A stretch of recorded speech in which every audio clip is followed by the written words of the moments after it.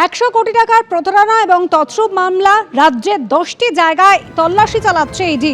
প্রকাশ সিনহা আমাদের প্রতিনিধি রয়েছেন সরাসরি আমাদের সঙ্গে। প্রকাশ, কোন চিটফান্ড সংস্থার বিরুদ্ধে ঠিক কী অভিযোগ, কোথায় কোথায় চলছে ইডির অভিযান?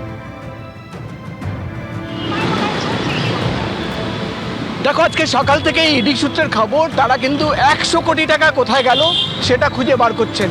এবং জারা ডোবিক বলে একটি চিটফান্ড কোম্পানি, ইডি সূত্রের খবর, এবং জারা ডোবিকের বিরুদ্ধে অভিযোগ যে এই রাজ্যের বিভিন্ন জেলা থেকে রাজ্য জুড়ে 100 কোটি টাকা বেআইনিভাবে এই চিটফান্ড কোম্পানি তুলেছে। এবং আজকে সকাল থেকেই ইডির ম্যারাথন তল্লাশি অভিযান। ইডি সূত্রের খবর যে আজকে সকাল থেকে তারা কিন্তু দুর্গাপুর পৌঁছে গেছেন, রানাঘাটে তারা রয়েছেন, হাওড়া জেলায় রয়েছেন, এবং সব মিলিয়ে 10টি জায়গায় তারা কিন্তু তল্লাশি অভিযান চালাচ্ছেন।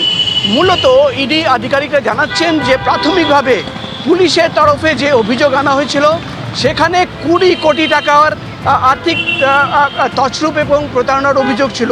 কিন্তু যখন ইডি আধিকারিকরা তদন্ত শুরু করেন তারা দেখেন যে টাকার অঙ্ক হচ্ছে প্রায় 100 কোটি টাকা। এবং আজকে সকাল থেকে তল্লাশি অভিযান চালিয়ে যে টাকা কোথায় গেল, কোনো প্রভাবশালী যোগ রয়েছে কিনা, কোনো প্রভাবশালীর কাছে প্রোটেকশন মানি হিসেবে টাকা গেছিল কিনা, এবং বেনামি সম্পত্তি কোথাও এই কোম্পানি রয়েছে কিনা সেটাই কিন্তু খুঁজে বার করার চেষ্টা। অর্থাৎ আজকে সকাল থেকে ফের চিটফান্ড কোম্পানি নিয়ে ইডি আধিকারিকরা ম্যারাথন তল্লাশি অভিযানে নেমেছেন। এবং দেখার বিষয় হবে যে আজকে তল্লাশি অভিযানের পর আর কি তথ্য বেরিয়ে আসলো, বা আজকে তল্লাশি অভিযানে আর কি প্রভাবশালী কোনো যোগ বেরিয়ে আসলো কিনা সেই দিকেই কিন্তু আমাদের নজর থাকবে। ধন্যবাদ প্রকাশ। ইডি তল্লাশি চলছে রাজ্যের 10টি জায়গায়, দুর্গাপুর, রানাঘাট, হাওড়া সহ রাজ্যের 10 জায়গায় চলছে তল্লাশি।